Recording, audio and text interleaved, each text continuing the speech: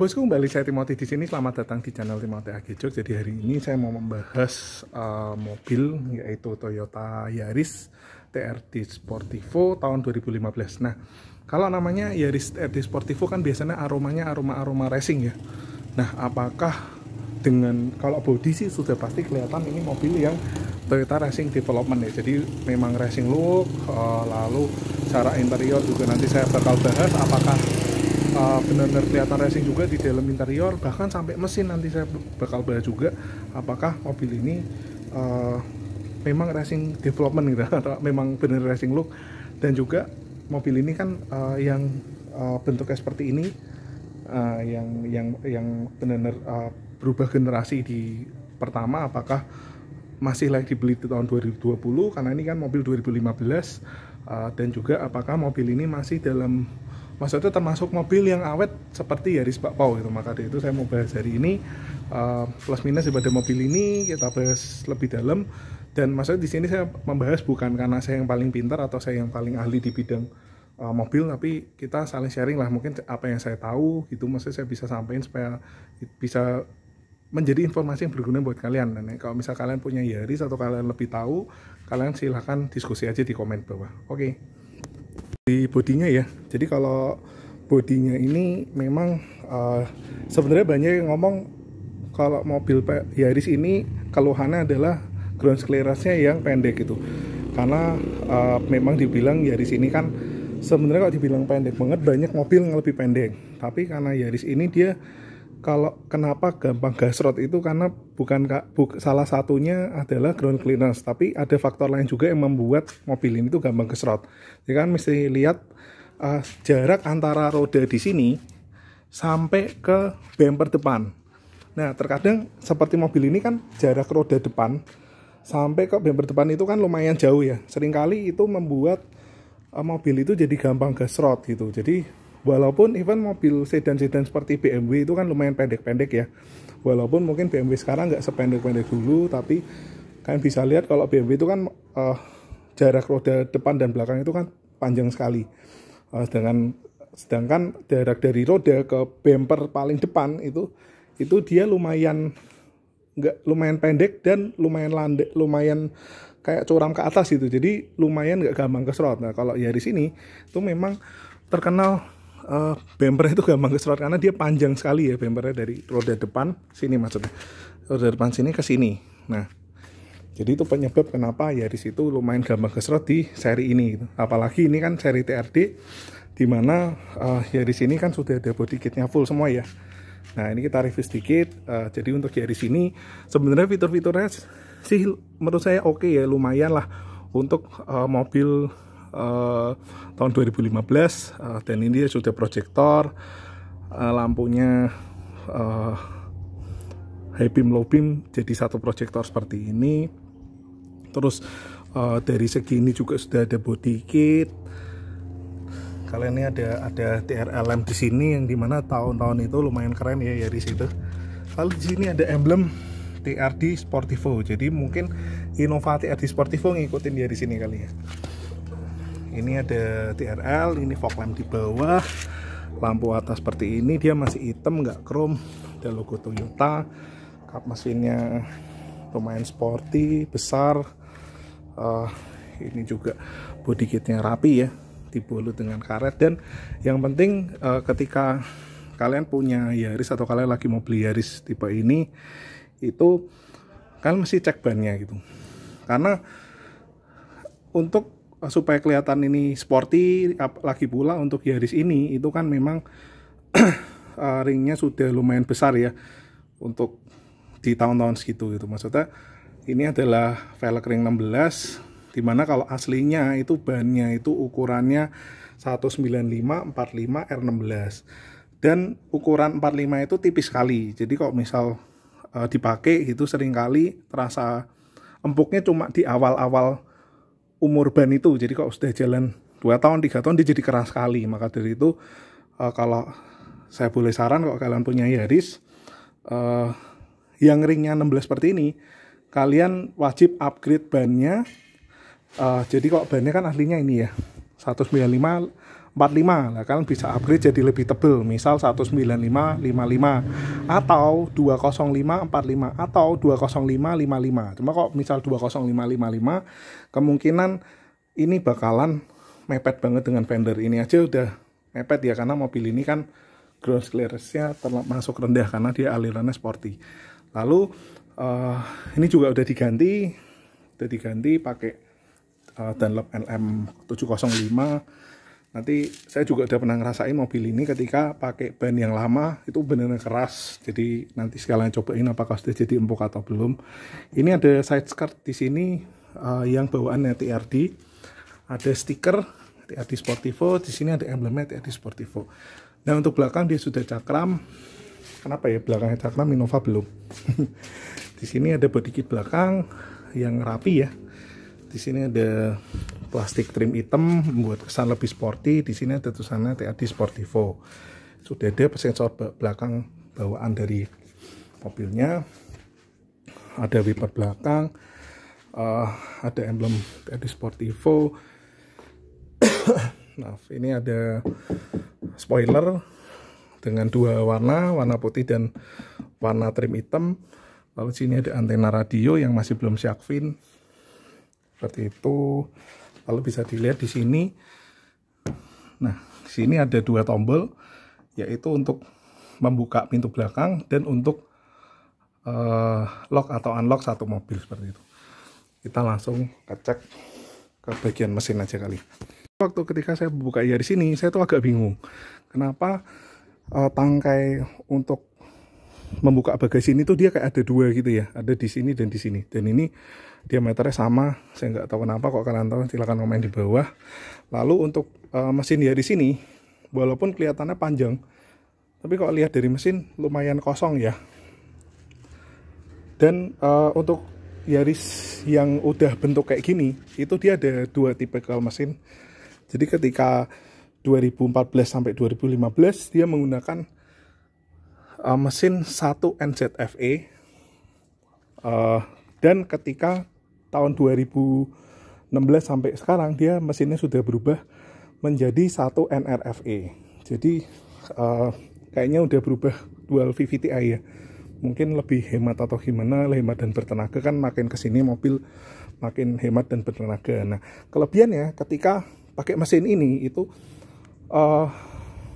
mobil itu bisa menenggak bahan bakar yang oktannya tuh lebih rendah gitu. Jadi walaupun ini harusnya pakai pertamax, tapi kenyataannya karena ini seri mesin NZF ini sudah dipakai dari Yaris bakpao lama, itu ketika dipakai menggunakan Pertalite itu masih oke gitu, nggak terlalu ngelitik seperti Yaris NRFE seperti itu.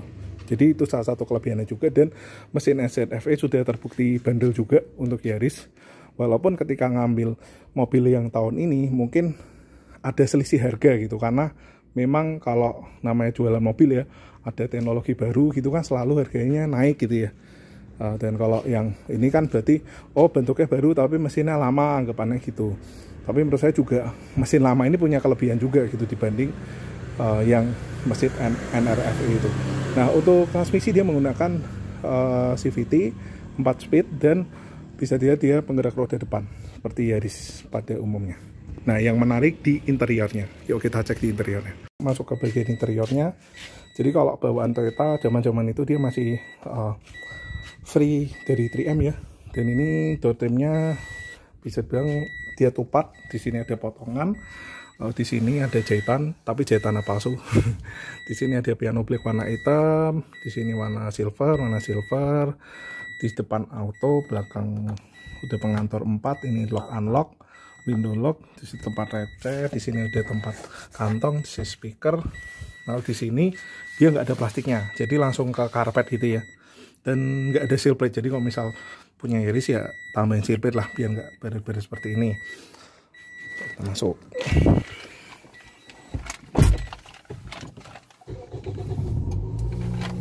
Nah, jadi untuk Yaris ini ciri khas banget ya suaranya. Untuk mesin ini 1 NZFE ini memang gitu ya. Karena saya pernah pegang Yaris juga, suaranya juga seperti ini. Tapi bandel sih mesin ini.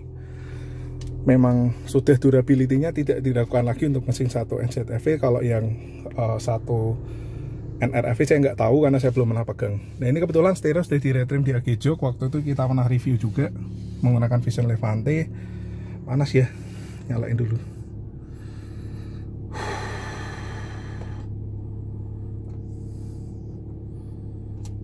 Nah seperti itu. Nah untuk dari ini dashboard dia full plastik, sudah ada airbag. Di sini ada jahitan tapi jahitannya itu fake, palsu. Yang penting jangan harapan palsu ya. Jahitan palsu nggak apa-apa, kan istilahnya nambah estetika ya, daripada plastik doang gitu ya. Mending jahitan palsu dibanding nggak ada estetikanya kurang ya. Lalu di sini ada trim piano black warna hitam. Di sini tempat AC, dan ini untuk TAD ini dia sudah digital ya. Jadi di sini ada untuk pengaturan AC sampai kelihatan semua nih, dari fan-nya, temperatur, arah semburan, bahkan dia sudah auto. Nah, oke nih, sudah auto ya untuk Yaris tahun sini dia udah auto. Kok kenceng banget ya, mati ini. Sudah auto. Ini pengaturan temperatur, arah semburan AC, lalu ini ada defogger di sini untuk mematikan. Ini ada tempat untuk mengecas, lalu tempat untuk menaruh receh seperti itu. Ini tempat persneleng, dan persnelengnya ciri khas Toyota ya. Jadi P, R, N, D, turun gigi ketiga, 2 dan L, dan ini belok-belok. Tidak ada tombol sama sekali di bagian sini. Nah sayangnya untuk Yaris sini dia nggak ada armrest, jadi nggak ada konsol box, nggak ada armrest. Jadi kalau misal kalian pengen mobil ini lebih nyaman ya, kalian bisa tambahin armrest tambahan yang seperti di AG-Jok itu, atau kalian bisa tambahin yang kayak seperti konsol box juga seperti itu. Untuk setir ini juga untuk Yaris dan Vios itu agak beda. Jadi kalau misal kalian punya Vios ini, kalian bisa upgrade setir ke Yaris juga cakep seperti itu. Dan ini sudah ada steering switch-nya untuk pengaturan volume, up and down track, untuk klakson, mode, untuk tip ini sudah dikendalikan semua lewat sini. Lalu untuk ini head unitnya dia sudah touchscreen seperti itu. Nah sudah touchscreen. Tadi head unit juga sudah ada browsernya, jadi bisa dinyalain browsernya untuk. Dan ini ketika ini Toyota Move ini dulu lumayan yang ditonjolkan dari Toyota Yaris ya. Jadi dia bisa nih custom gitu ya untuk menu-menunya. Ini menu apa aja nih, kita cek dulu. Nih dia bisa merecord kayaknya sih. Nah ini merecord untuk last service, lalu fuel consumption, literan bahan bakar terakhir, kapan isi bensin, semua bisa ada keterangannya di sini. Bahkan ini ada untuk seperti record gitu, kayak seperti service record yang ada di dalam head unit di sini. Jadi keren ya. Jadi head unit ini sebenarnya keren sih, bisa ada record di sini semua. Jadi ada replacement air filter, brake pad, semua di record di sini. Keren. Nah, untuk bagian speedometer itu kita bisa, ini lampu hazard di sini, sorry. Ini AC di sini.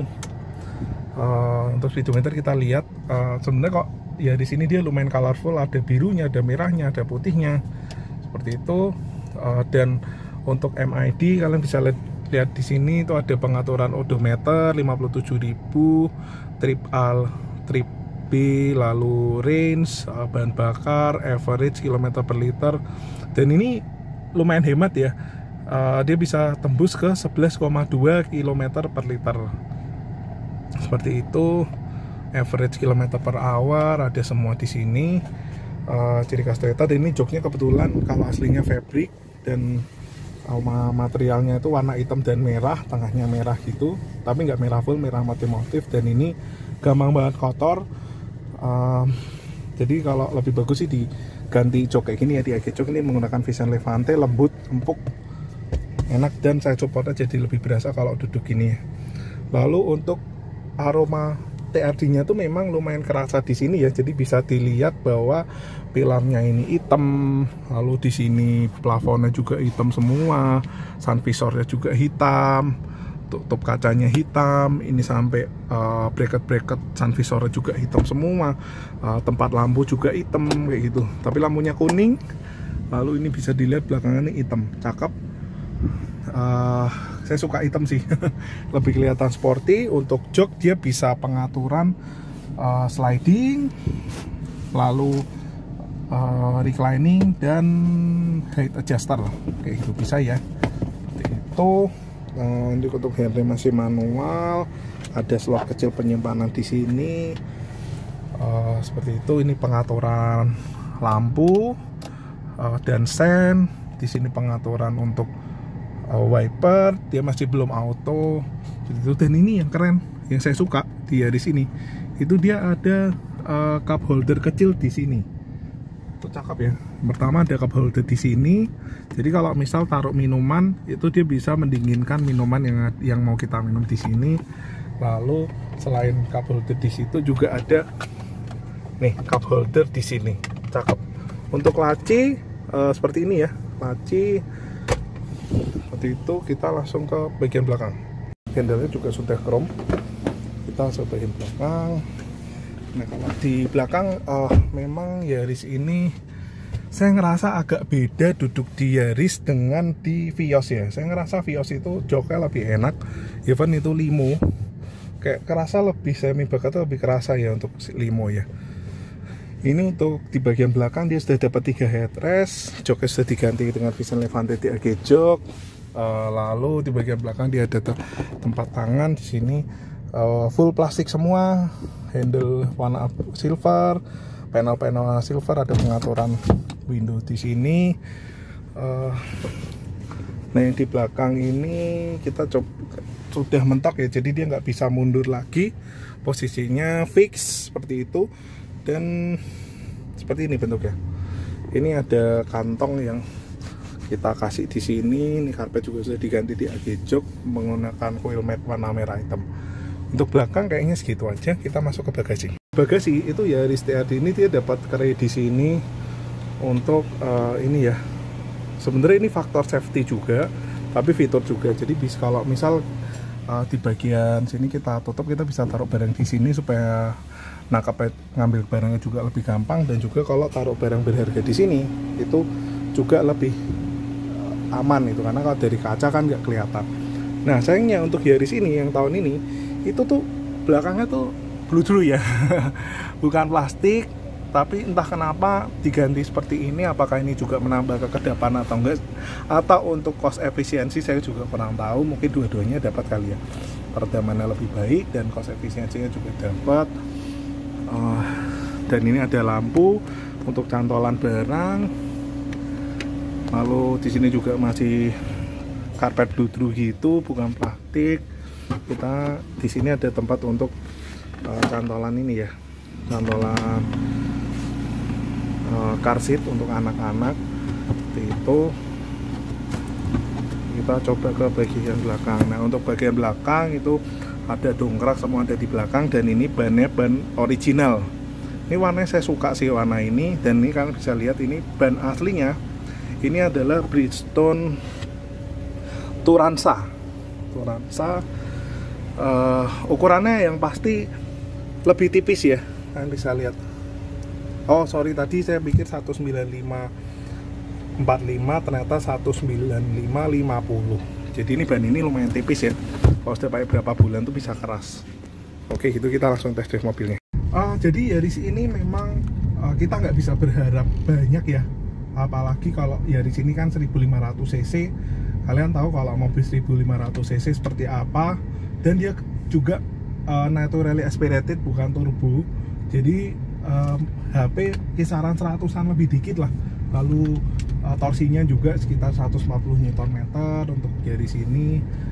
Tapi memang untuk Yaris ini cocok untuk harian ya, apalagi mobilnya yang cukup compact, kecil, dan juga bentuknya sporty. Dan kelebihan dari Toyota adalah mesin 1NZ FE ini, dimana saya juga pernah pakai Yaris nggak rusak-rusak ya. awet mesin ini. Untuk transmisi dia CVT.